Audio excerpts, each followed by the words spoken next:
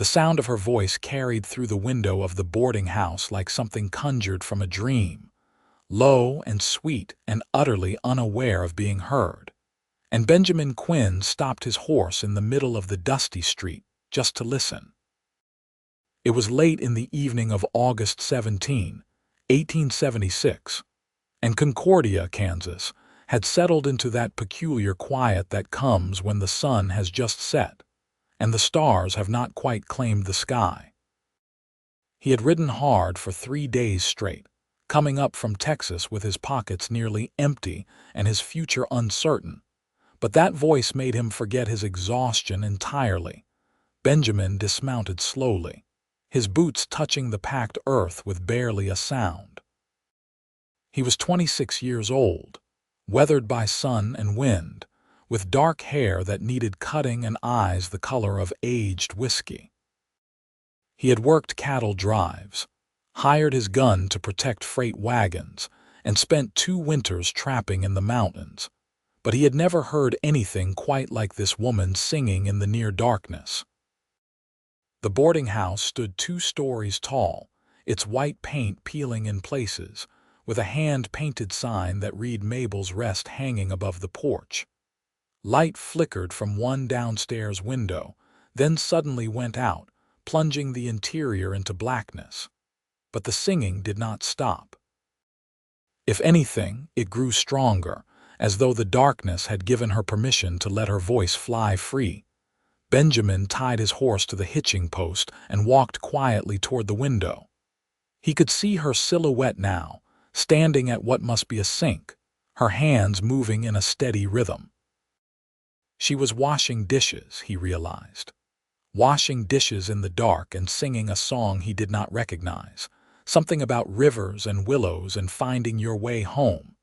The melody wound through him like water through thirsty ground. He stood there for what might have been minutes or might have been longer, transfixed, until he realized how strange he must look, a dusty cowboy staring through someone's window. He cleared his throat and stepped back, but the movement must have startled her, because the singing stopped abruptly. "Who is out there?" Her voice came sharp now, no longer soft with music. "I have got a rifle within reach, and I am not afraid to use it." "No need for that, madam," Benjamin called out quickly. "I am just a traveler looking for a room, did not mean to frighten you. The light went out and I heard you singing and I just got caught up listening. That was wrong of me. I apologize." There was a long silence. Then he heard footsteps and the front door of the boarding house opened. She stood framed in the doorway, a match flaring in her hand as she lit a small lamp. The flame illuminated her face gradually, and Benjamin felt something shift in his chest, as though his heart had stumbled over itself. She was perhaps 23 or 24, with dark blonde hair pulled back in a loose knot at the nape of her neck. Her eyes were light, gray or blue, he could not quite tell in the lamplight, and her face held a wariness that spoke of hard experience. She wore a simple dress of brown calico, its sleeves rolled up to her elbows, and her hands were still wet from washing. "The lamp ran out of oil," she said, as though this explained everything. "I was finishing the dishes, did not see much point in stopping just because I could not see." "Are you really looking for a room, or are you some kind of trouble?" "Room, madam. I have got money for 3 nights, maybe 4 if the price is fair. I am looking for work, planning to stay in Concordia for a while if I can find something." She studied him with those pale eyes, taking in his worn clothes, the gun on his hip, the way he held himself. Whatever she saw must have satisfied her because she nodded slightly. "I am Sarah Marlowe. I run this boarding house with my aunt, though she has gone to visit her sister in Salina for the week, so it is just me. Room is 50 cents a night, includes breakfast and supper. No drinking, no fighting, no bringing trouble to my door. You break any of those rules, you leave. Understood?" "Understood. I am Benjamin Quinn. Most folks call me Ben."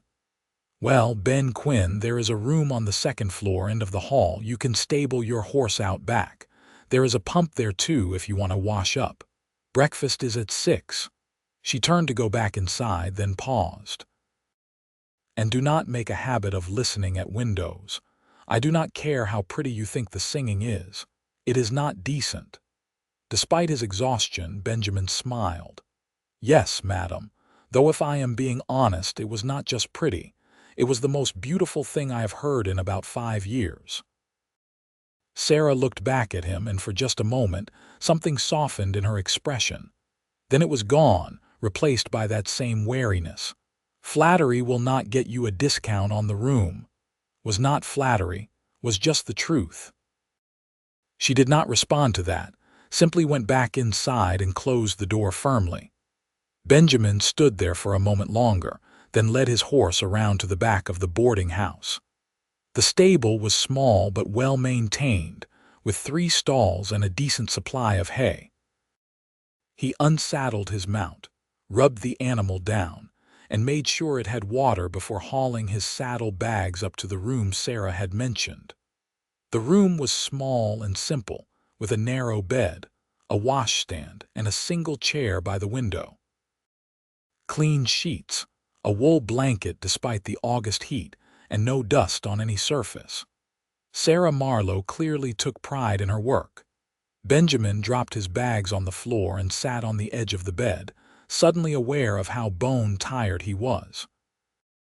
But he could not stop thinking about her voice, about the way she had sung in the darkness as though the night itself was listening.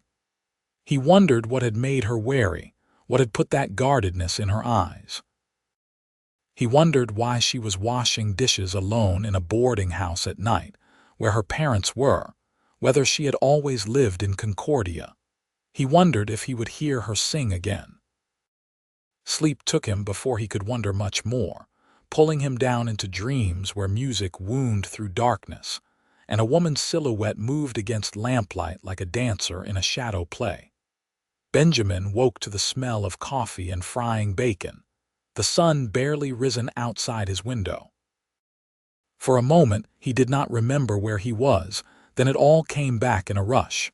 Concordia, the boarding house, Sarah Marlowe singing in the dark. He washed quickly using the pitcher and basin on the washstand, changed into a cleaner shirt from his bags, and made his way downstairs. The dining room was small, with 2 long tables and benches on either side. Only one other guest was present, an older man with a gray beard who nodded at Benjamin but did not speak. Sarah emerged from the kitchen carrying a platter of eggs and bacon. She had changed into a blue dress and her hair was neatly braided. In the morning light he could see that her eyes were indeed blue, a pale shade like winter sky. "Coffee is on the table," she said briskly. "Help yourself. There is bread and butter as well. Thank you." Benjamin sat down and poured himself a cup of coffee. It was strong and good, exactly what he needed. Sarah brought out another platter with fried potatoes, then disappeared back into the kitchen. When she returned, she sat at the end of the table with her own plate, eating quickly and efficiently. "You said you were looking for work," she said without preamble. "What kind of work do you do?" "Cattle, mostly. But I can turn my hand to just about anything. I have done some carpentry, worked as a guard on freight wagons, helped with harvests. Not much I have not tried. Can you fix a roof?" Benjamin looked up from his eggs. "Depends on what is wrong with it, but probably yes. You have got a leak, 3 of them. They are small now, but come fall when the rains start, they will be worse. I have been patching them myself, but I do not know enough about roofing to do it properly. My aunt keeps saying we need to hire someone, but money is tight. I could take a look at it after breakfast if you want, give you an honest assessment of what needs doing and what it would cost." Sarah studied him for a moment. "You would do that? Just look at it, no charge." "Just a look, no charge. If you want me to fix it, we can work out a price. Maybe trade some of the work for room and board if that would help you." Something in her expression shifted, a small relaxation of that constant wariness. That would be acceptable. I appreciate it. The older man finished his breakfast and left without a word. Sarah began clearing the dishes and Benjamin stood to help her. "You are a guest," she protested. "You do not need to do that." "I know, but my mama raised me to be useful and it does not feel right sitting idle while you work." He picked up his own plate and the old man's, following her into the kitchen. The kitchen was larger than he expected, with a big cast iron stove, a deep sink, and shelves lined with dishes and supplies. Sarah set her plates down beside the sink and turned to take his, but Benjamin was already setting them down himself. "Your mama must have been a good woman," Sarah said quietly. "She was. Died when I was 16, fever took her.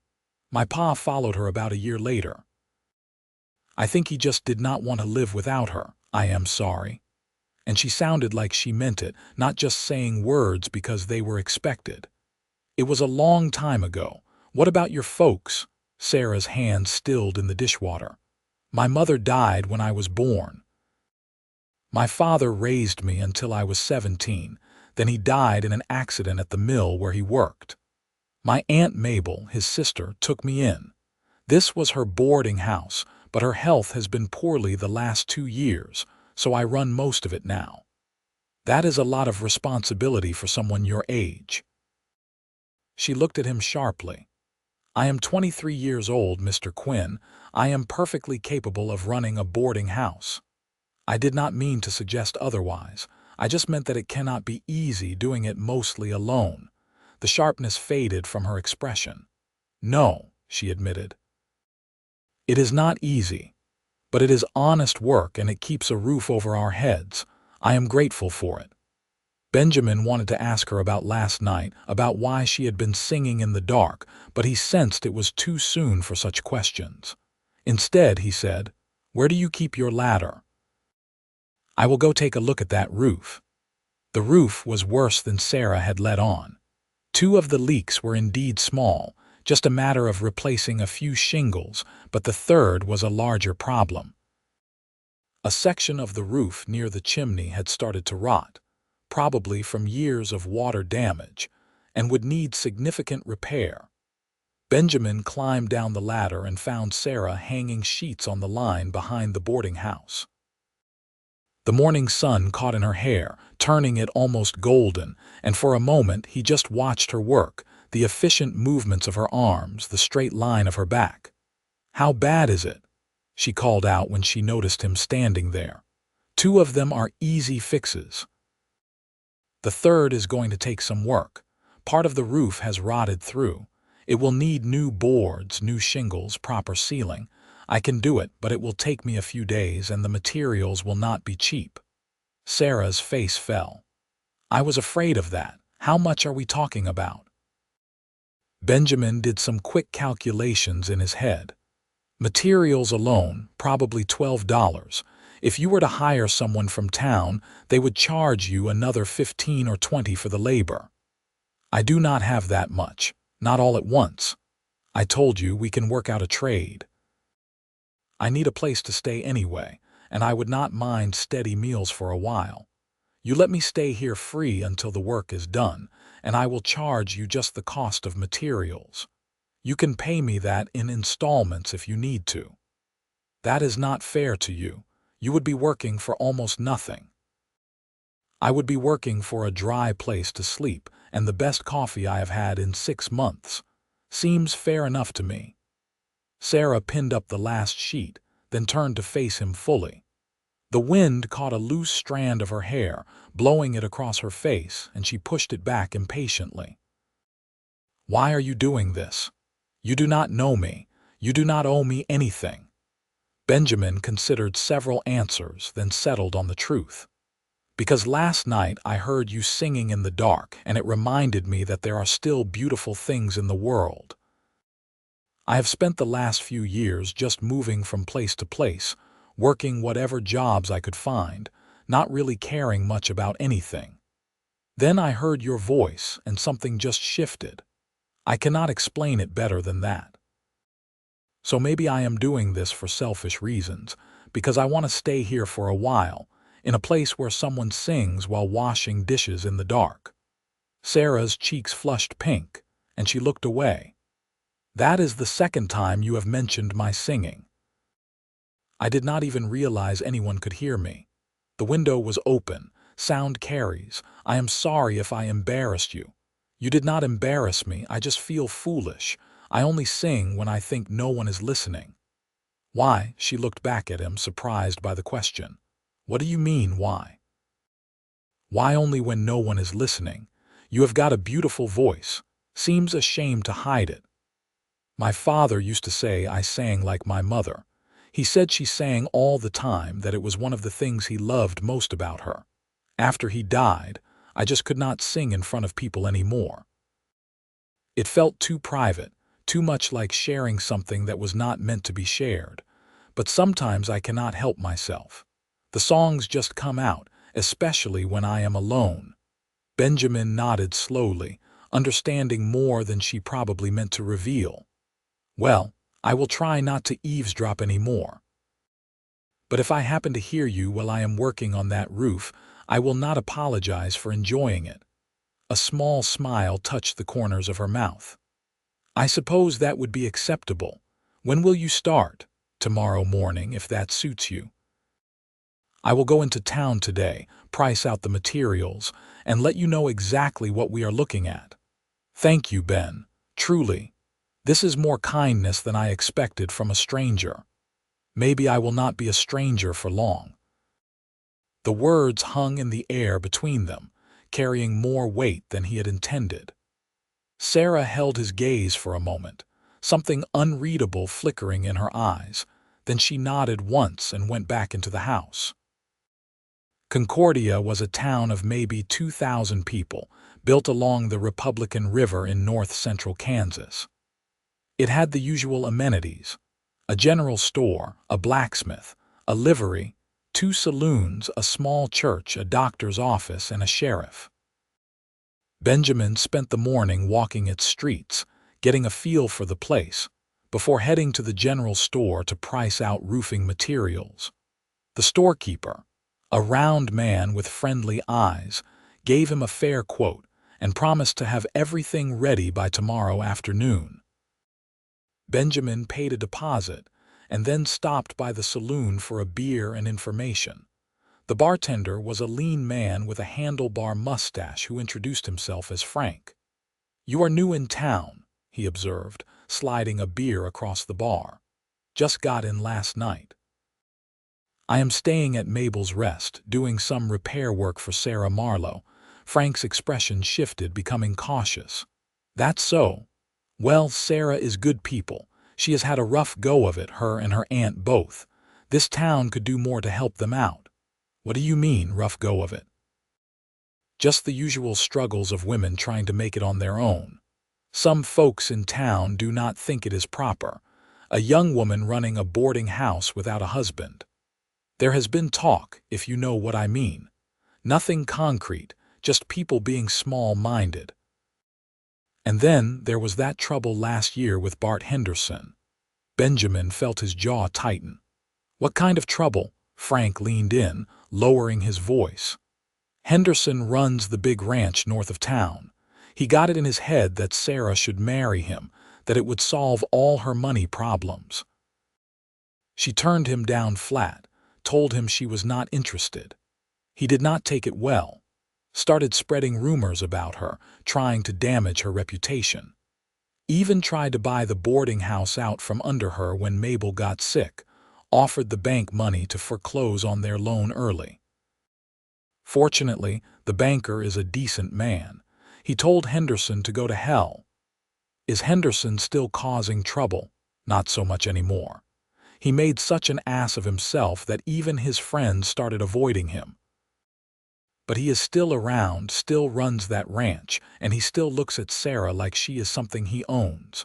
Makes my blood boil if I am being honest." Benjamin finished his beer in one long swallow. "Mine too. You planning on staying in Concordia for a while?" "I am thinking about it. Depends on whether I can find steady work." Well, if you are any good with your hands, plenty of folks around here could use help. Harvest season is coming up too. Farmers are always looking for extra workers. Frank refilled Benjamin's glass without being asked. And if you are inclined to keep an eye on Sarah, make sure Henderson does not bother her. Well, I think a lot of us in town would appreciate that. I will do that. Benjamin spent the rest of the day asking around about work and learning the lay of the land. By the time he headed back to the boarding house, he had two job prospects: a farmer who needed help bringing in his wheat harvest, and the owner of the freight company who sometimes needed guards for his wagons. Both would pay decent wages, and both were flexible about timing, which meant he could work around fixing Sarah's roof. When he got back to Mabel's Rest, the sun was setting, painting the sky in shades of orange and red. He could hear movement in the kitchen, the clatter of pots and pans, and when he walked around back to stable his horse, he saw lamplight glowing in the windows. Supper was beef stew with thick slices of bread, and it was possibly the best meal Benjamin had eaten in months. There were 3 other guests at the table now: a traveling salesman passing through on his way to Salina, and an older couple who were visiting their daughter in town. Sarah moved between the kitchen and the dining room with quiet efficiency, making sure everyone had what they needed. She did not sit down to eat until everyone else had been served, and even then, she ate quickly, already thinking about the dishes that needed washing and the preparations for tomorrow's breakfast. After supper, Benjamin helped clear the table again, ignoring Sarah's protests. "You are going to make the other guests feel bad," she said, carrying a stack of plates into the kitchen. "Then maybe they will start helping too, and you will not have to work so hard." She set the plates beside the sink and turned to face him. "You did not have to ask around about me in town." Benjamin froze. "How did you know about that?" "Frank sent his boy over with a message. He wanted me to know that you had been asking questions and that you seemed like a decent man. He also wanted me to know that you got mad when you heard about Bart Henderson." She paused. "Did you?" "Get mad, I mean." "Yes." "Why?" Benjamin set his own stack of dishes down carefully, choosing his words. "Because no woman should have to deal with a man who cannot take no for an answer, and because you have been nothing but kind to me, and it makes me angry that someone tried to hurt you." Sarah was quiet for a long moment, her eyes searching his face. "Most men would not care about that. They would say it was none of their business, or that I probably did something to encourage him. Then most men are fools."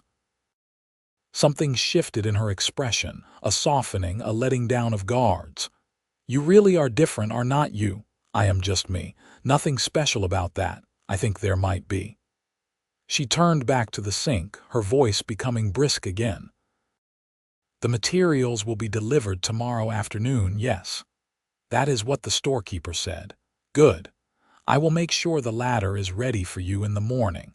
The section that needs the most work is above the west room, so you will have a clear space to work. Sarah." She looked back at him.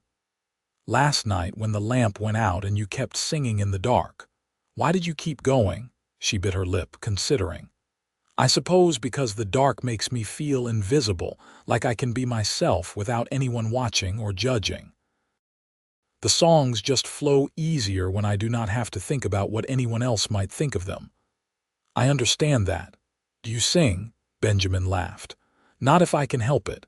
I sound like a cow in labor. But I understand wanting to be invisible sometimes, wanting to just exist without having to be anything for anyone else." Sarah smiled, a real smile this time, one that reached her eyes. "A cow in labor, that is quite an image. It is accurate. Ask anyone who has ever had the misfortune of hearing me try." She laughed then, a soft sound that seemed to surprise her. "Well, I promise not to ask you to help with the singing, but the dishes are fair game." They worked side by side washing and drying the supper dishes, falling into an easy rhythm. Sarah washed, Benjamin dried and put away. She told him where things went, pointing to various shelves and cupboards, and he followed her directions without complaint. The other guests had retired to their rooms or gone out for the evening, leaving the downstairs quiet. At some point, Sarah started humming under her breath, so softly that Benjamin almost missed it. The melody was different from the one she had been singing last night, something slower and sweeter. He did not mention it, did not want to break the spell, just kept drying dishes and listening to her hum. The lamplight threw their shadows against the kitchen walls, two people moving in harmony, and Benjamin thought that this was what peace must feel like. When the dishes were done, Sarah hung up her apron and rolled down her sleeves. "I need to check on the chickens and make sure everything is locked up for the night. You do not have to help with that, I know, but I am going to anyway." She did not argue, just led him out to the chicken coop behind the stable. The chickens were already roosting, drowsy and soft-voiced. Sarah scattered some feed, checked the water, and made sure the coop was secure against predators. "I used to be afraid of the dark," she said suddenly, latching the coop door. "When my father died, I was terrified of it. I would sit up all night with every lamp in the house burning, too scared to close my eyes. My aunt stayed with me, let me waste all that oil, never said a word about it. Then one night, about a month after the funeral, all the lamps ran out at once. It was like the universe was telling me I had to face it whether I wanted to or not." She leaned against the side of the coop, her face turned up to the stars. "I sat there in the dark for hours, shaking, sure that something terrible was going to happen, but nothing did. The world just kept turning, and after a while I realized that the dark was not scary at all. It was just the absence of light. It could not hurt me. And there was something freeing about that, about realizing that I did not need to see everything to know that I was going to be okay." "Is that when you started singing in the dark?" "A few weeks after that, yes. I was washing dishes one night and the lamp was running low and I thought about refilling it. Then I thought about how much I liked the dark now, how it made me feel safe instead of scared. So I let the lamp go out and I just kept washing dishes. And the song just came, like it had been waiting for permission." Benjamin moved to stand beside her, both of them looking up at the scatter of stars across the Kansas sky. "You are braver than you think you are." "I do not feel brave. Most days, I feel like I am barely holding everything together." "Bravery is not about feeling fearless. It is about being scared and doing what needs to be done anyway. You lost your father, took on the responsibility of this boarding house, faced down a man who tried to bully you into marriage, and you are still here, still singing. That is about as brave as it gets." Sarah turned her head to look at him, and in the starlight her eyes seemed to glow. "You barely know me, Ben. How can you say all these things with such certainty?" "Because I recognize something in you. Something that I have been looking for without realizing I was looking. Does that make any sense?" "I think so." Her voice was barely above a whisper. "I felt something too last night when you said my singing was beautiful. Like someone was seeing me, really seeing me, for the first time in a long time." They stood there in the darkness, close enough that Benjamin could smell the faint scent of lavender soap on her skin, could hear the soft rhythm of her breathing. He wanted to reach out to touch her hand to close the small distance between them, but it was too soon, too fast, and he did not want to push. "I should let you get some rest," he said finally. "Tomorrow will be a long day." "Yes," but she did not move. "Ben, yeah, thank you for listening. For caring, for just being here." "You do not have to thank me for that." She smiled again, that soft, real smile. "I know, but I am going to anyway." They walked back to the house together, not touching but close, their footsteps matching in the dark. The next morning, Benjamin was on the roof by 7, after a breakfast of eggs and biscuits with honey. The damaged section was even worse up close, with several boards completely rotted through. He carefully removed the damaged shingles and marked where he would need to cut away the bad wood. Below him, he could hear Sarah moving through the boarding house, opening windows, beating rugs, going about her daily work. At one point, she came outside to hang more laundry, and he paused in his work to watch her, the graceful economy of her movements, the way the morning sun turned her hair to gold.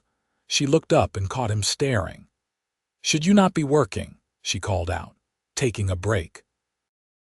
"Even cowboys need to rest sometimes. You are on a roof. You are not a cowboy right now. Once a cowboy, always a cowboy. It is in the blood." She shook her head, but she was smiling. "I am making lemonade. I will bring you some when it is ready. I would appreciate that." Benjamin went back to work, carefully prying up damaged boards. The work was slow and exacting, but he did not mind. There was something satisfying about taking apart something broken and knowing he would rebuild it stronger. Around mid-morning, Sarah appeared at the top of the ladder carrying a jar of lemonade and a sandwich wrapped in a napkin. "I thought you might be hungry. You did not have to climb all the way up here. I could have come down. I wanted to see what you were doing. Is it all right if I come up?" "Of course. Just be careful. The roof is solid enough where we are standing, but do not go near that section I marked off." Sarah stepped onto the roof, moving carefully. She handed him the jar and the sandwich, then looked around at the town spread out below them. "I have never been up here before. The view is beautiful." "It is." But Benjamin was not looking at the view. He was looking at her, at the wonder in her face as she took in the sight of Concordia from above. "You can see the whole town from here," she said. "The church, the river, even part of Henderson's ranch in the distance." Her expression darkened at the mention of the ranch. "Frank told me a bit about what happened with Henderson," Benjamin said carefully. "You do not have to talk about it if you do not want to, but I want you to know that if he ever bothers you again, I will handle it." Sarah looked at him sharply. "Handle it how?" "However it needs handling. I am not a violent man by nature, but I will not stand by and watch someone intimidate you."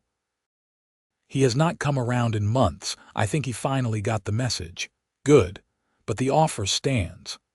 Sarah was quiet for a moment, then sat down carefully on the roof, her skirt spreading around her. "He made me feel so small. That is the worst part. Not the rumors or the business with the bank, but the way he looked at me, like I was a thing to be acquired. Like what I wanted did not matter at all." Benjamin sat down beside her, setting the lemonade and sandwich aside for the moment. "His problem is not about you. Men like that, they are not really looking at the woman in front of them.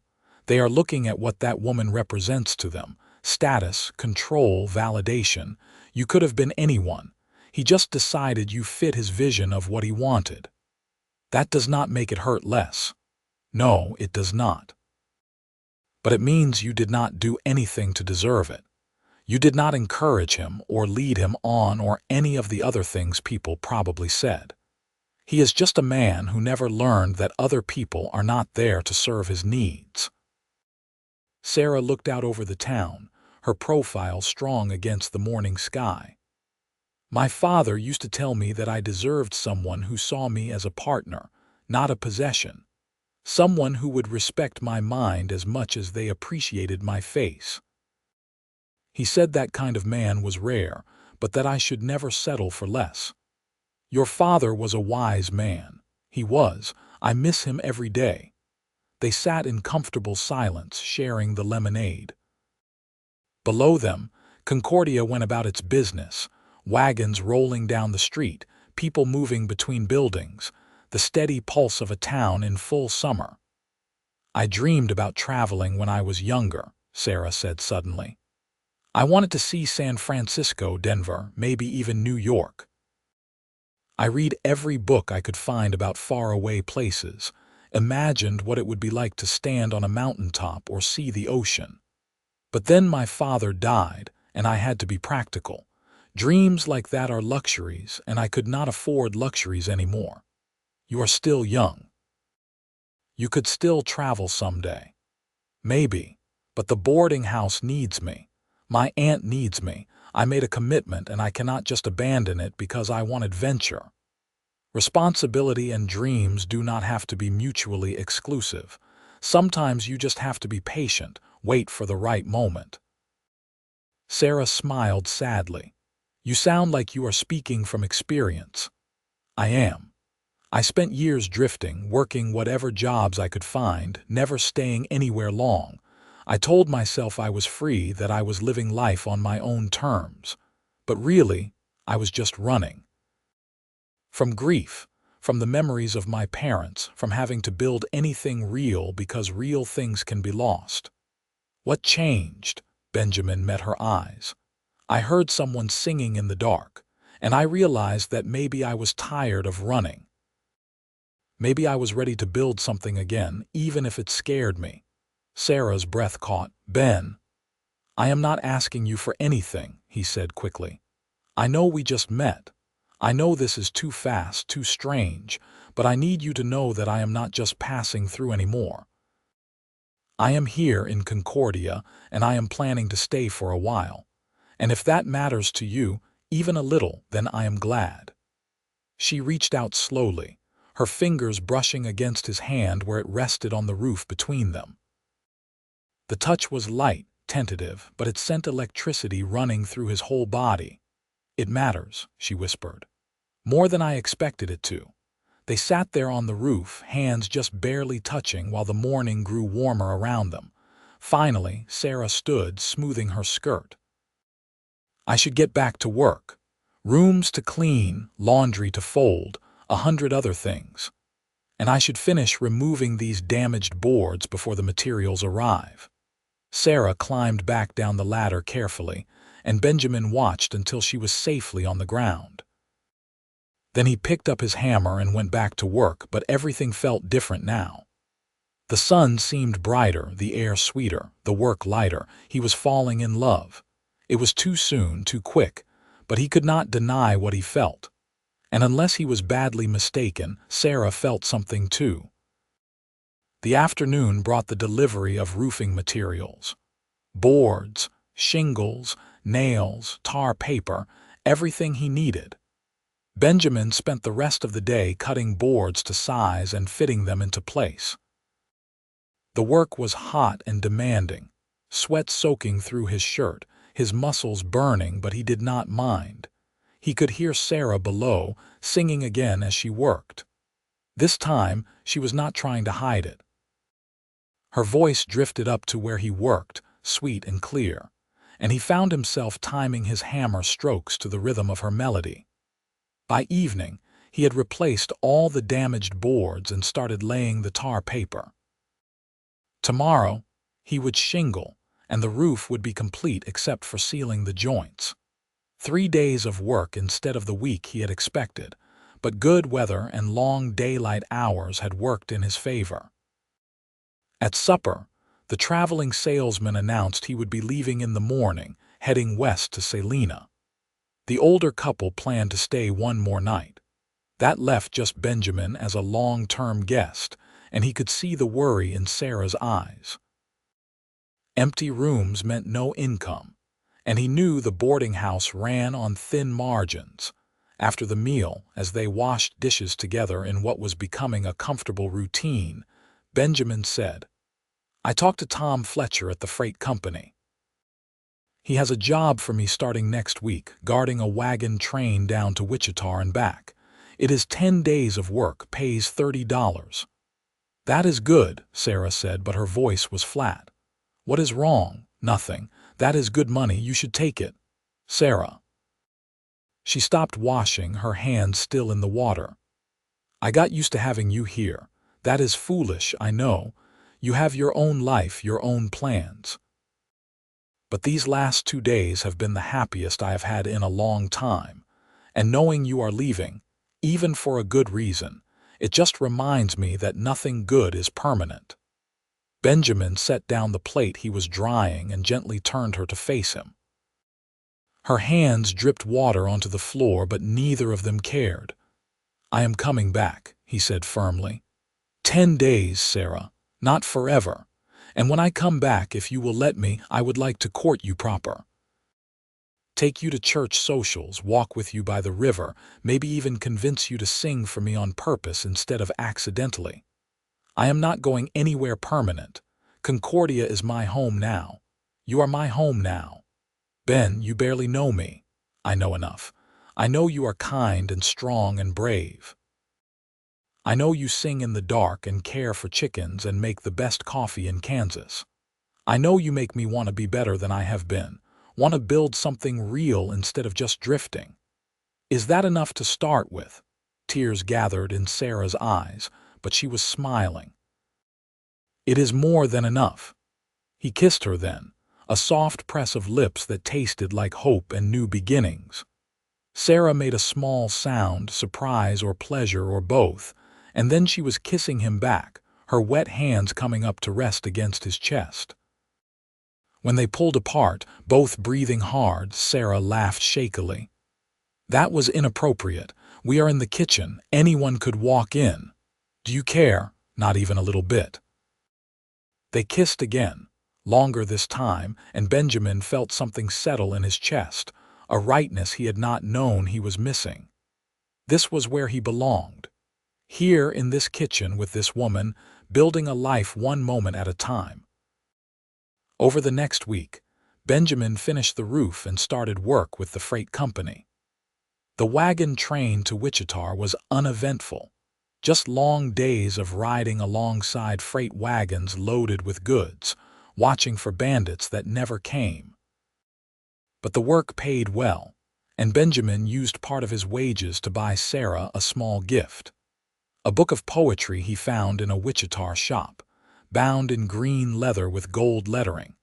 When he returned to Concordia, dusty and tired, the first thing he did was stable his horse and head to the boarding house. It was evening, the sun setting, and through the window he could see lamplight. And then the lamp went out, and he heard Sarah's voice begin to sing. Benjamin smiled and went around to the front door, but instead of knocking, he paused. He had an idea. Quickly, he went to his saddle bags and pulled out the candles he had bought in Wichita, along with matches. Then he walked to the kitchen door and let himself in quietly. Sarah was at the sink, washing dishes in the dark, her voice weaving through the evening like something ethereal. She had not heard him come in, too lost in her song. Benjamin lit the candles one by one, setting them on the kitchen table, the counter, the windowsill. Soft golden light bloomed in the darkness, chasing away shadows but leaving the room intimate, cozy. Sarah's singing faltered as she noticed the light, and she turned, her eyes widening when she saw him standing there surrounded by candles. "Ben, when did you get back?" "Just now. I heard you singing, and I remembered what you said about liking the dark. But I thought maybe candlelight might be nice too, soft enough to keep the intimacy, but bright enough so you can see you are not alone." Sarah's hand came up to cover her mouth, and he could see tears shining in her eyes. "You brought candles." "I brought candles, and a book, but that can wait. Right now I just want to hear you sing." "I do not know if I can, not with you watching." Benjamin moved closer, stopping just in front of her. "Then close your eyes, pretend it is dark, and I will sing with you even though I sound terrible. We will be terrible together." She laughed, but it came out choked with emotion. "You do not even know the song, so teach me. We have got all night." Sarah closed her eyes, took a deep breath, and started to sing again. The melody was simple, something about a wandering traveler finding home. Benjamin listened for a verse, learning the tune, and then he joined in softly. He was right about his singing voice.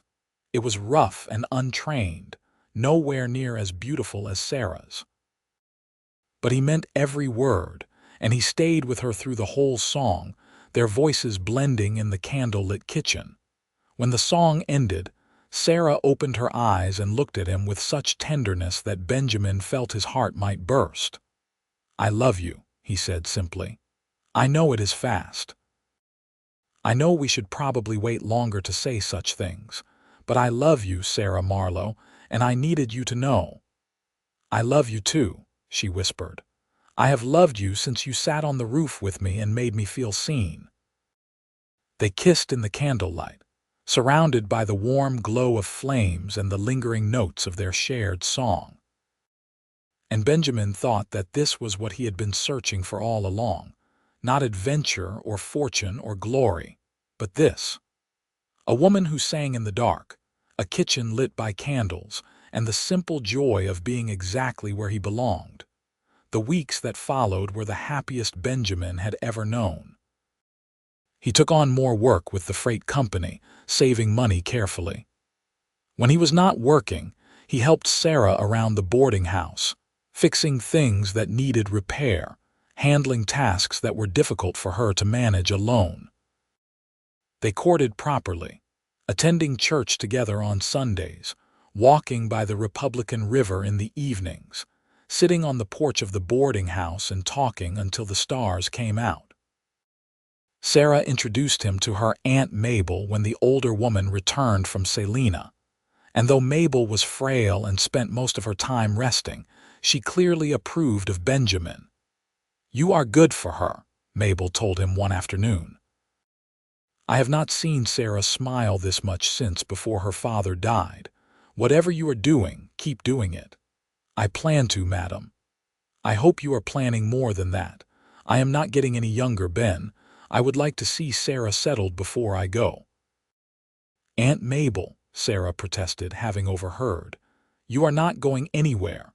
We are all going somewhere eventually, sweetheart. I am just saying I would prefer to see you married first." Sarah blushed furiously, but Benjamin just smiled. "I am working on that, madam. Just trying to do things right." He was indeed working on it.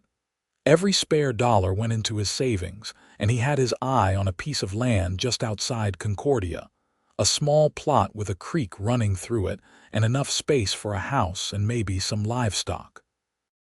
Nothing grand, but enough to build a life on. He also commissioned the blacksmith to make a ring, simple silver with a small blue stone that reminded him of Sarah's eyes. The blacksmith promised to have it ready by October. In the meantime, Benjamin fell deeper in love with every passing day. He loved the way Sarah hummed while cooking, the concentration on her face when she was mending clothes, the soft laugh she gave when he told terrible jokes. He loved her fierce independence and the vulnerability she showed only to him. He loved the way she fit against him when they stole moments alone, the way she kissed him like he was precious. And he loved the way she sang. She no longer hid her voice from him. She sang while working, while sitting on the porch in the evenings, sometimes even in church when she thought no one was paying attention. Her voice was a constant thread running through his days, beautiful and true. One evening in late September, they were sitting by the river, watching the water reflect the dying light. Sarah was quiet, which was unusual, and Benjamin squeezed her hand. "What are you thinking about? The future," she said softly. "I have been so focused on the present, on just getting through each day, that I forgot to think about what comes next. But lately, I find myself imagining things. A different life, maybe, one with more possibility." "What kind of things?" She bit her lip, shy suddenly. "Children. A house with more space. Maybe a garden or chickens that are not shared with boarding house guests. Small things, really, but they feel huge because I never let myself want them before." Benjamin's heart raced. "Those do not sound like small things. They sound like a life. A good life. They sound like dreams, and I told you dreams are luxuries. Not anymore, they are not if I have anything to say about it." Sarah looked at him, hope and fear warring in her expression. "What are you saying?" Benjamin had planned to wait until the ring was ready, to do this properly with the right words and the right moment. But sitting by the river with the woman he loved, he could not hold back any longer. "I am saying that I have been saving money, that I have found a piece of land we could buy, that I talked to Tom Fletcher about becoming a full partner in the freight business instead of just a hired guard, and he said yes. I am saying that I want to build you that house, plant you that garden, and raise those children with you. I am saying that I want to marry you, Sarah Marlowe, and I am asking if you will have me." Tears spilled down Sarah's cheeks. "You do not have a ring." "I will in 2 weeks. The blacksmith is making one. I was going to wait, but I cannot. I love you too much to keep it inside any longer." Sarah laughed and cried at the same time. "You are supposed to wait for the ring. That is how it is done. Do you care?" "No." She threw her arms around his neck. "Yes, Ben Quinn. Yes, I will marry you. I will marry you and build that life and have those babies and never stop singing as long as you are there to listen." He kissed her as the sun set, painting the sky in shades of orange and purple and gold. The river murmured beside them, and somewhere in town, a church bell rang the evening hour. Everything was perfect, complete, exactly as it should be. They married in late October, a simple ceremony in the Concordia church with half the town in attendance. Sarah wore a dress of pale blue that she had sewn herself, and she carried wildflowers that Benjamin had picked that morning. The ring fit perfectly, the blue stone catching the light as Benjamin slipped it onto her finger. At the reception, held in the boarding house dining room, Frank the bartender made a toast. "To Ben and Sarah, 2 people who prove that love can find you when you least expect it. May their days be long and their troubles be few, and may they never stop singing together in the dark." Everyone drank to that, and Sarah blushed but did not argue. They spent their wedding night in the boarding house, in the room where Benjamin had first stayed. Mabel had tactfully moved to stay with a friend for the week, giving them privacy. In the darkness, with only candlelight to see by, Sarah sang softly while Benjamin held her, and he thought he had never heard anything more beautiful in his life. The next year passed in a blur of happiness and hard work. Benjamin became a full partner in the freight business, and the income was steady and good. They bought the land outside town and began building their house, a modest 2-story structure with a wide porch and big windows that let in the light. Sarah continued to run the boarding house with help from an older widow who needed work. The arrangement gave Sarah freedom to focus on building their new home while still providing income for Mabel, who seemed to improve in health now that stress had been lifted from her shoulders. By the time spring arrived, their house was complete. They moved in on a sunny April morning, carrying their few possessions across the threshold together. That night, in their own bedroom in their own house, Sarah sang a new song, one she had written herself, about a cowboy who brought candles and light into her dark world. Benjamin listened with his eyes closed, his hand resting on her stomach where their first child grew. They had discovered the pregnancy just 2 weeks earlier, and both of them were thrilled and terrified in equal measure. "What should we name the baby?" Sarah asked when the song ended. "If it is a boy, maybe William after my father. If it is a girl, maybe Clara after your mother. Those are good names." She paused. "Are you scared, terrified, but the good kind of terrified, the kind that means something important is about to happen?" "I feel the same way." They talked late into the night about their plans, their hopes, their dreams. They would raise their children to be kind and brave. They would teach them to work hard and to sing often.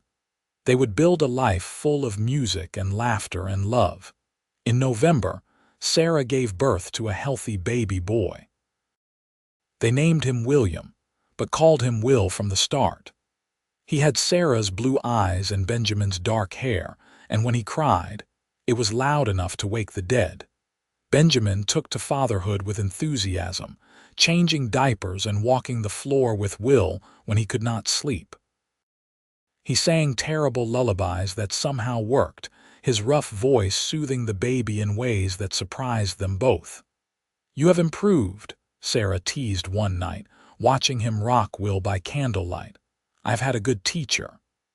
As Will grew, the freight business prospered. Benjamin hired additional guards and expanded routes, and within 3 years, he was able to buy out Tom Fletcher entirely, becoming sole owner. The money was good, better than good, and they were able to save and invest. Sarah gave birth to 2 more children. A daughter they named Clara in 1880, and another son they named Thomas in 1883. The house rang with noise and laughter, with children singing the songs Sarah taught them, with the controlled chaos of a growing family. Mabel passed away peacefully in her sleep in 1882, and they buried her in the Concordia cemetery with full honors. Sarah cried for days, mourning the woman who had taken her in and given her a home.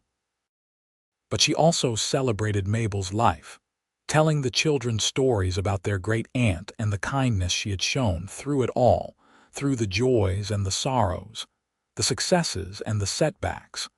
Benjamin and Sarah remained deeply in love.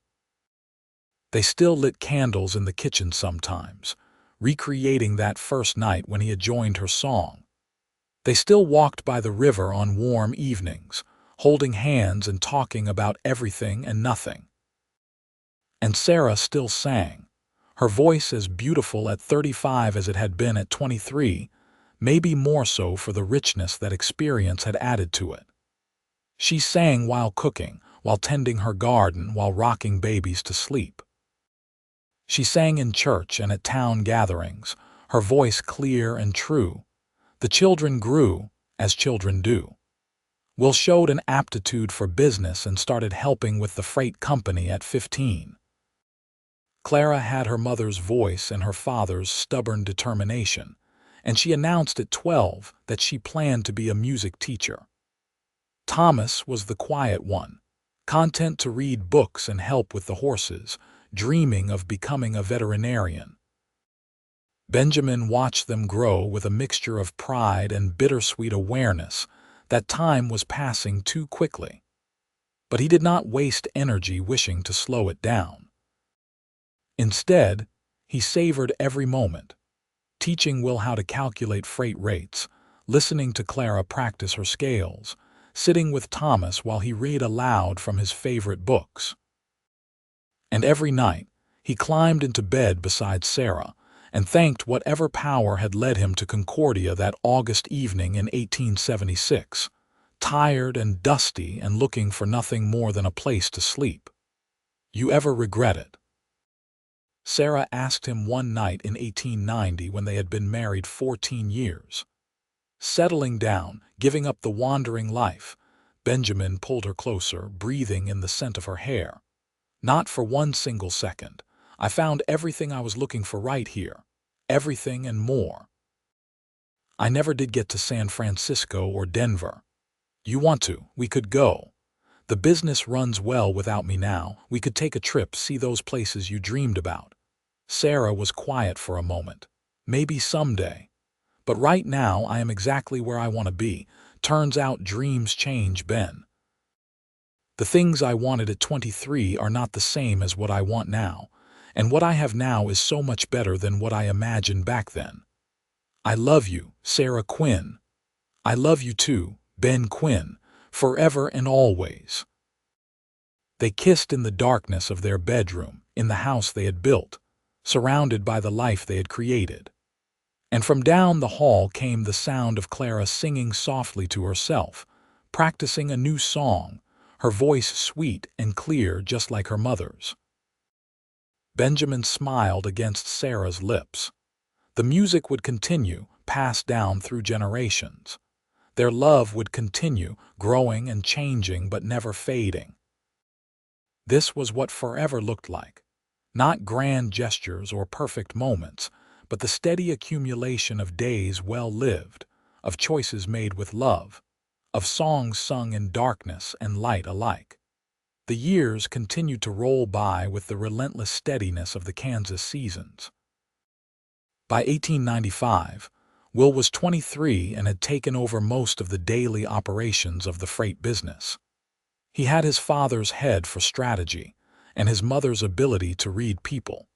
And under his management, the company expanded to include routes all the way to Denver and down to Oklahoma Territory. Clara, at 15, was teaching piano lessons to children in town, saving money for a music conservatory in Chicago that she dreamed of attending. She had inherited her mother's gift fully, and when she sang, people stopped whatever they were doing to listen. Thomas, at 12, spent all his free time at the veterinarian's office, learning everything he could about animal medicine. He was gentle and patient, with a gift for calming frightened creatures, and the vet had already promised to take him on as an apprentice when he turned 16. Benjamin was 45 now, his hair streaked with gray, his face lined from years of sun and weather. But he was healthy and strong, still capable of a full day's work, though he did less of the physical labor these days and more of the planning and managing. Sarah had changed too, her blonde hair showing threads of silver, laugh lines bracketing her eyes and mouth. But to Benjamin, she was as beautiful as the day he had first seen her silhouette in the lamplight, singing over dishes in the dark. More beautiful, actually, because now he knew every facet of her. Her strength, her kindness, her fierce protective love for their children, the way she still blushed when he complimented her singing. They had weathered storms together, both literal and figurative. There had been a bad drought in 1886 that nearly ruined half the farmers in the county, and the freight business had suffered as a result. There had been a fever that swept through Concordia in 1889, and all 3 children had gotten sick, though thankfully all had recovered. There had been the normal struggles of marriage and parenthood, disagreements and misunderstandings and moments of frustration. But through it all, they had held together. They had learned early on that love was not just a feeling but a choice, a daily decision to support and cherish each other even when it was difficult. They had learned to talk through problems instead of letting them fester, to apologize when they were wrong, to forgive freely and often. And they had kept singing. It had become a tradition in the Quinn household. Every Sunday evening, after supper was cleared and the dishes washed, the family gathered in the parlor and sang together. Sarah would lead, her voice strong and sure, and Benjamin would join in with his rough bass. The children would add their parts, creating harmonies that filled the house with music. Neighbors sometimes stopped by to listen, sitting on the porch or standing in the yard, drawn by the sound. Sarah never objected. Music was meant to be shared, she said, and if people wanted to listen, they were welcome. One Sunday evening in June 1895, after the family singing, an old friend came by to visit.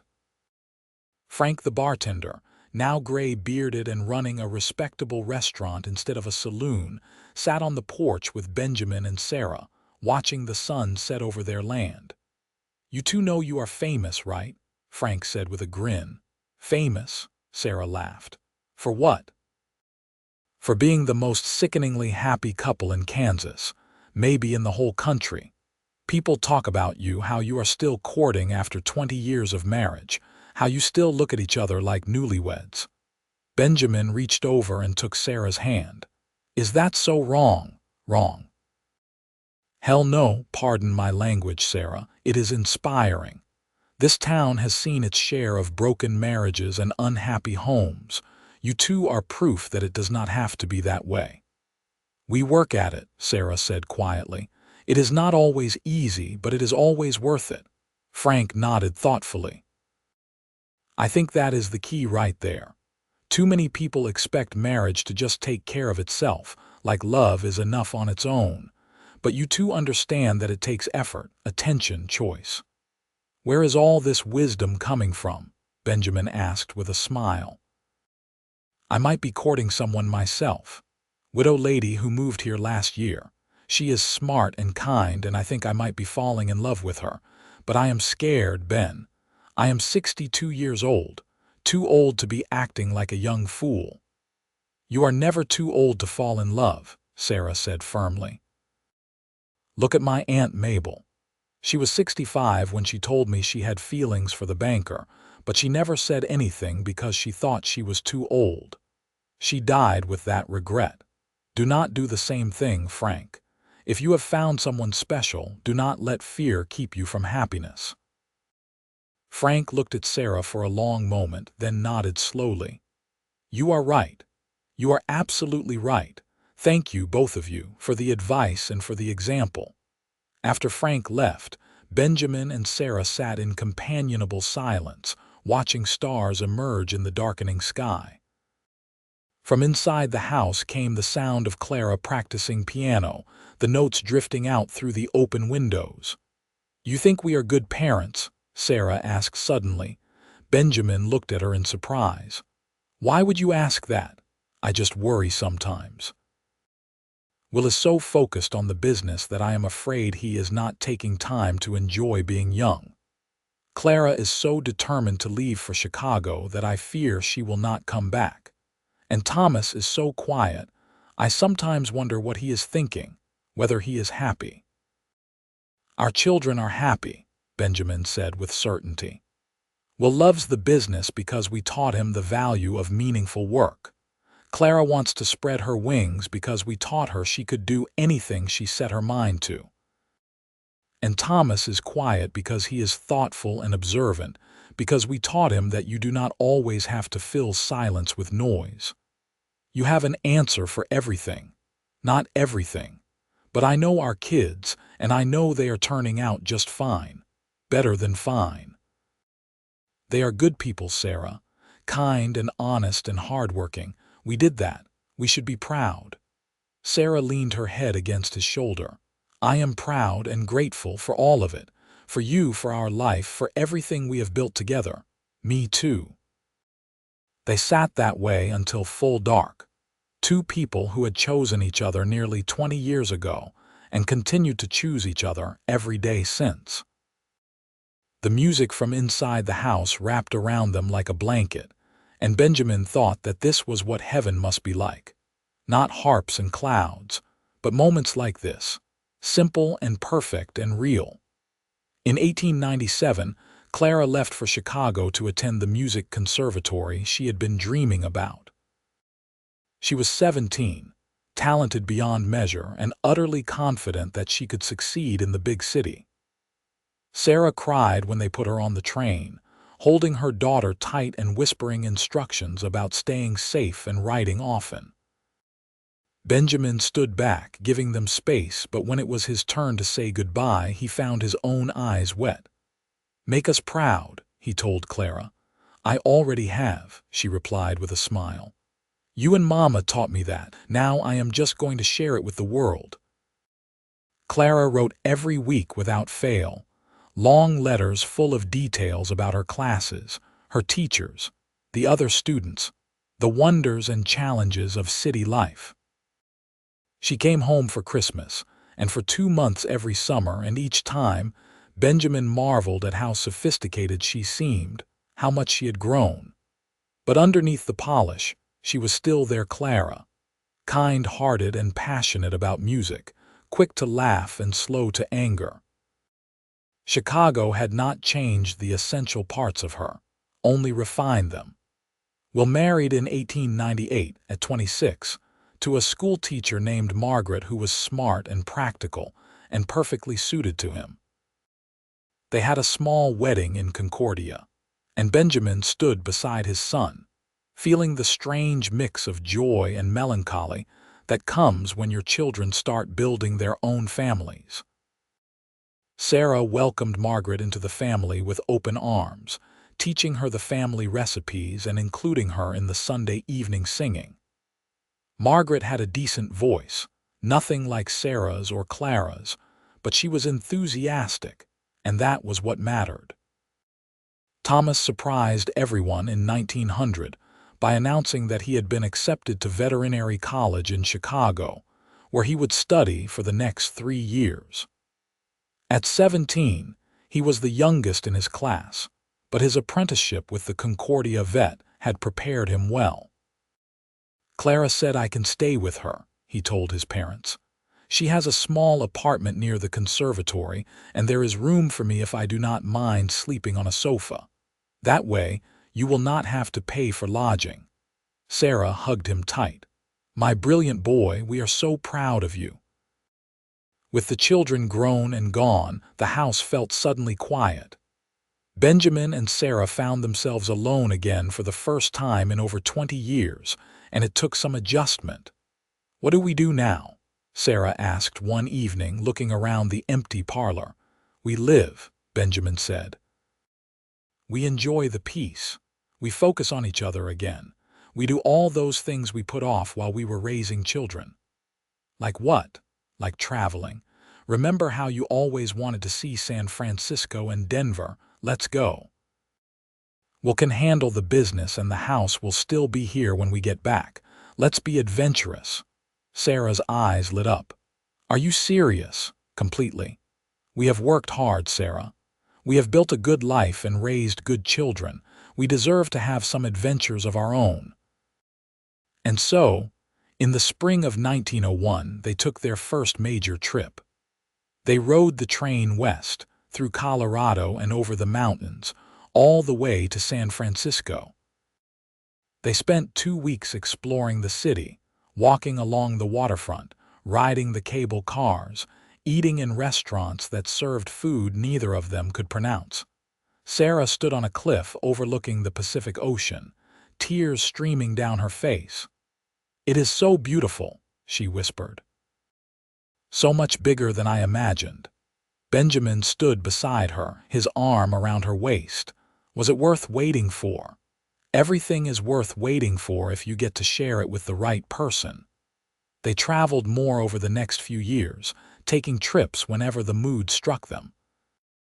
They went to Denver and Santa Fe, to Galveston to see the Gulf of Mexico, even to New Orleans for a week of music and food and humid southern nights. But they always came home to Concordia, to the house they had built, to the life they had created. Home was not a place, Benjamin realized. It was Sarah. It always had been. As long as they were together, they were home. In 1903, Will and Margaret welcomed their first child, a daughter they named Sarah after her grandmother. Benjamin held his granddaughter and felt his heart expand in ways he had not known were possible. This tiny person, barely hours old, represented the continuation of everything he and Sarah had built, the legacy they would leave behind. Sarah cried when she held her namesake, overcome with emotion. "She is perfect." "Just like her grandmother," Benjamin said, and meant it absolutely. Clara came home from Chicago in 1904, now 24 and a fully qualified music teacher with a degree from the conservatory. She announced that she was moving back to Concordia permanently. "But what about your career?" Sarah protested. "You have worked so hard. Chicago has so many opportunities." "And Concordia has you," Clara said simply. "I miss home, Mama. I miss the space and the quiet and the people who have known me my whole life. There are children here who need music teachers too. I can build a good life here, just like you and Papa did." She opened a music school in town, teaching piano and voice to anyone who wanted to learn. Within a year, she had 30 students and a waiting list. She also joined the church choir and began organizing community concerts, bringing culture and music to Concordia in ways the town had never experienced before. Thomas graduated from veterinary college in 1903 and returned to Concordia to open his own practice. He had grown into a tall, quiet man of 20, skilled and confident in his work if still reserved in social situations. But when he was with animals, he came alive, gentle and patient and thoroughly in his element. The Quinn family was together again, 3 generations now, all living in or near Concordia. Sunday dinners at the family home became elaborate affairs, with Will and Margaret and their growing family, Clara and her endless energy, Thomas with his quiet observations, and Benjamin and Sarah at the center of it all, presiding over the chaos with love and patience.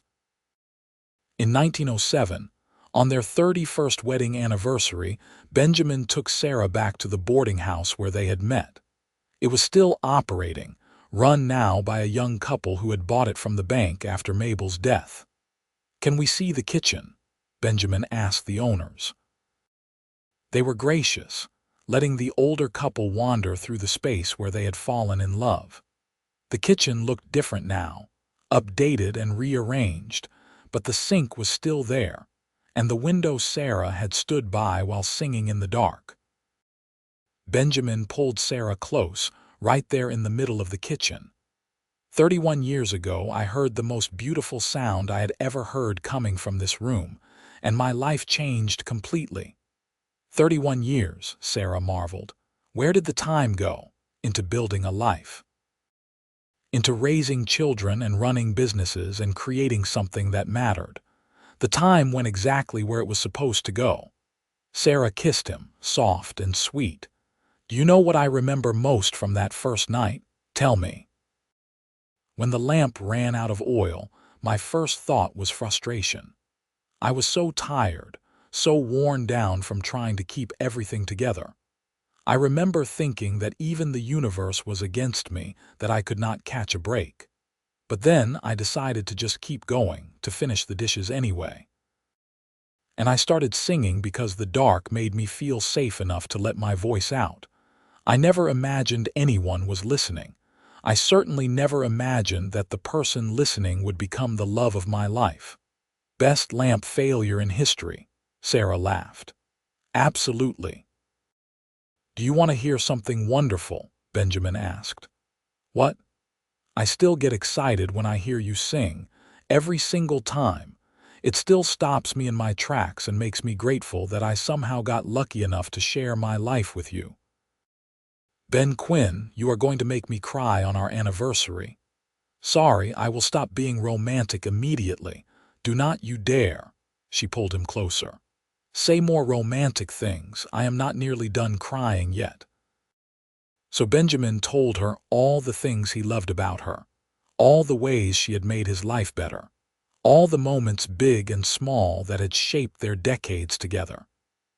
And Sarah cried happy tears and told him her own catalog of reasons she loved him, her own collection of memories and moments. The young couple who owned the boarding house found them like that, standing in the kitchen holding each other and talking softly, and quietly backed away to give them privacy. Later that night, back in their own home, Benjamin lit candles throughout the kitchen, just like he had that second night so long ago. Sarah stood at their sink, and he stood beside her, and together they sang the same song they had shared all those years ago. Their voices were older now, rougher around the edges, but they blended together with the ease of long practice, of decades spent in harmony. And when the song ended, they stood in the candlelight and kissed like young lovers, proof that some kinds of magic never fade. The years continued their steady march. More grandchildren arrived. Will and Margaret had 3 more children, making Benjamin and Sarah grandparents to 4. Clara married in 1909, at 29, to a pianist named David who had moved to Concordia specifically to teach at her music school. Their wedding was filled with music, with half the ceremony consisting of songs and performances. Thomas remained unmarried, devoted to his practice and his animals. "I am happy," he assured his parents whenever they gently inquired. "Not everyone needs a spouse to be complete. I have my work, I have my family. That is enough for me." They did not push.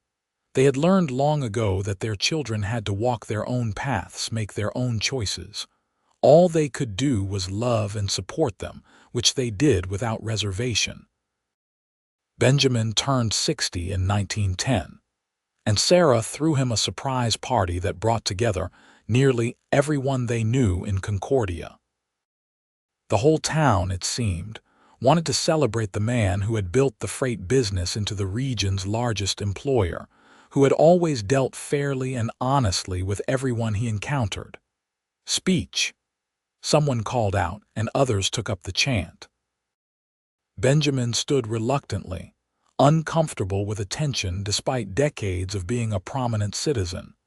Sarah stood beside him, her hand in his, and that gave him courage. "I do not have a prepared speech," he started. "But I can tell you this. Everything good in my life started the night I rode into Concordia looking for nothing more than a meal and a bed.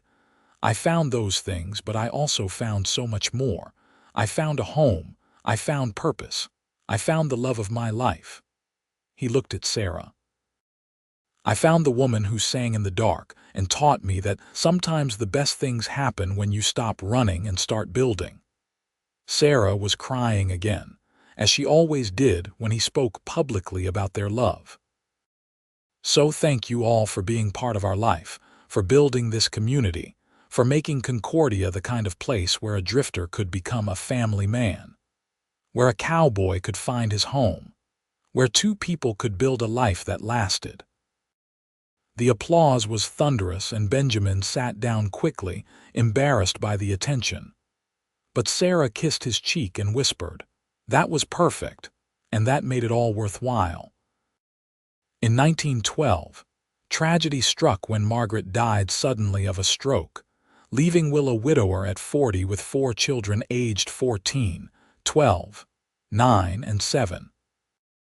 The whole family rallied around him, Sarah and Clara taking turns staying at his house to help with the children, Benjamin working extra hours at the business to make sure Will could take time to grieve. It was a dark time, made darker by Will's anguish. "How do I do this without her?" he asked his parents one night, his voice breaking. Sarah held her son's hand. "One day at a time. 1 hour at a time if you have to. You lean on the people who love you and you let yourself grieve, and eventually the pain will become bearable. It will never go away completely, but it will become something you can live with." "How do you know?" "Because I lost my father. Because every person who has ever loved someone has had to face loss eventually. You survive it because you have to, because your children need you, because life does not stop even when you want it to." Benjamin added, "And because Margaret would want you to keep going. She loved you and those kids more than anything. The best way to honor her is to live well, to raise your children with love, to find joy again even though it feels impossible right now." Will wept, and his parents held him, their successful businessman's son who was suddenly a broken man again. They stayed with him until he fell asleep on the sofa, exhausted by grief, then quietly left, making sure the children were settled in bed before they went home. "That could have been us," Sarah said quietly as they walked home under the stars. "If you had been taken from me suddenly, if I had lost you without warning." "Do not think about that." "How can I not? We are getting older, Ben. We are both over 60 now. The time we have left together is shorter than the time we have had." Benjamin stopped walking and turned to face her. "Then we make every day count. We do not waste time on regrets or fears or what-ifs. We love each other as hard as we can for as long as we have. That is all anyone can do." Sarah nodded, wiping her eyes. "You are right. I am just feeling mortality tonight, watching our son suffer." "I know. I am feeling it too. But I am also feeling grateful. We have had 36 years together, Sarah. We have raised 3 amazing children and have 4 beautiful grandchildren. We have built a business and a home and a life that matters. If we died tomorrow, we would die happy." How many people can say that? Not enough. They continued home, holding hands, and that night they made love with the tenderness and urgency of people who understood how precious their time together was. Afterward, lying in the darkness, Sarah sang softly, and Benjamin listened with his eyes closed, committing the sound to memory, storing it away against a future day when he might not be able to hear it anymore. But that day did not come as soon as they feared. They had more years together, good years despite the loss of Margaret. They watched Will slowly heal, saw him learn to be both father and mother to his children. They celebrated Clara's first child, a son named Benjamin after his grandfather, born in 1913. Thomas finally married in 1914, at 31, to a widow named Ruth who had brought her injured dog to his practice. She was 35, with 2 children from her first marriage, and Thomas took to being a stepfather with the same quiet competence he brought to everything else. The Quinn family continued to grow and thrive, branches extending from the strong trunk that Benjamin and Sarah had planted all those years ago. In 1916, on their 40th wedding anniversary, the children threw them a massive celebration. The whole town came, cramming into the church hall for dinner and dancing and speeches. A local newspaper sent a reporter, who wrote a long article about the couple titled Concordia's Greatest Love Story. Sarah was embarrassed by the attention, but Benjamin loved it. "We should be celebrating every day," he told the reporter. "Every morning I wake up next to this woman is a celebration." "How have you made it work for 40 years?" the reporter asked. "What is your secret?" Benjamin and Sarah looked at each other, communicating silently the way long married couples could. "There is no secret," Sarah said finally. "Just commitment, just choosing each other every day even when it is hard, especially when it is hard. And never stopping the courting," Benjamin added. "Never taking each other for granted. I still bring her flowers. She still sings for me. We still make time to sit and talk, to really listen to each other." "We also argue," Sarah said with a smile. "People think happy marriages do not have conflict, but that is nonsense. We argue. We disagree. Sometimes we frustrate each other, but we always work through it. We always come back to love." The article ran with a photograph of Benjamin and Sarah standing on their front porch, his arm around her waist, both of them smiling. They looked exactly like what they were, a couple deeply in love, weathered by time but not defeated by it. As Benjamin entered his 70s, his health began to decline. Nothing dramatic, just the slow accumulation of age, joints that ached in cold weather, energy that flagged earlier in the day, a heart that the doctor warned was not as strong as it once had been. He retired from the freight business completely in 1920, at 70, turning everything over to Will. He spent his days puttering around the house, tending a small garden, playing with his grandchildren and now great-grandchildren, reading books he had never had time for during his working years. But mostly, he spent his days with Sarah. They were together constantly now, making up for all the years when work and children and responsibility had pulled them in different directions. They took short walks when the weather allowed, sat on the porch in the evenings, talked about everything and nothing, and Sarah still sang. Her voice had aged like fine whiskey, losing some of its clarity but gaining depth and richness. She sang while cooking, while sewing, while sitting beside Benjamin on the porch. He never grew tired of hearing it, never stopped feeling grateful that this woman, this voice, had chosen to share her life with him. In the spring of 1926, Benjamin fell ill with pneumonia. The doctor came, prescribed rest and fluids, but privately told Sarah that at 76, Benjamin's body might not have the strength to fight the infection. Sarah nursed him tirelessly, sitting beside his bed day and night, spooning broth into his mouth, bathing his fevered skin with cool cloths.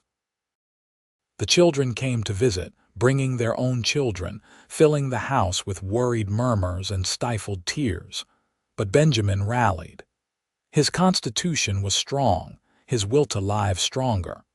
After 2 weeks, the fever broke and he began to recover slowly. "You scared me," Sarah told him when he was finally well enough to sit up in bed. "I scared myself. I am not ready to go yet. I have more time with you to claim." "How much more time do you think we have?" Benjamin reached for her hand. "I do not know. A year, 5 years, 10 years. However long we get, it will not be enough. I could spend 1,000 years with you and still want more." "That is how I feel too." He pulled her close, and she curled up beside him on the bed, careful not to jostle him. They lay that way for a long time, just breathing together, grateful for one more day. Benjamin recovered fully over the next few months, and by summer, he was back to his normal routine. But the illness had reminded both of them that their time was limited, that every day together was a gift. They did not waste any of it. The years passed, slower now, mellower. In 1930, Benjamin turned 80 and Sarah was 77. They moved more carefully, talked more slowly, but their love had not dimmed.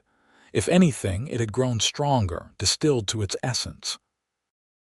They celebrated their 55th wedding anniversary in 1931 with a quiet dinner at home, just the two of them. The children had offered to throw a party, but Benjamin and Sarah had declined. "We do not need a party," Sarah explained. "We just want to be together." So they cooked dinner together, a simple meal of chicken and vegetables, and ate by candlelight at their kitchen table. After dinner, they stood at the sink, and Sarah began to wash dishes. "Wait," Benjamin said. He went around the room, blowing out lamps until only the candles on the table remained, casting the kitchen in soft, golden light. Sarah smiled, understanding immediately. "You are recreating our first night. Our second night, actually, but yes."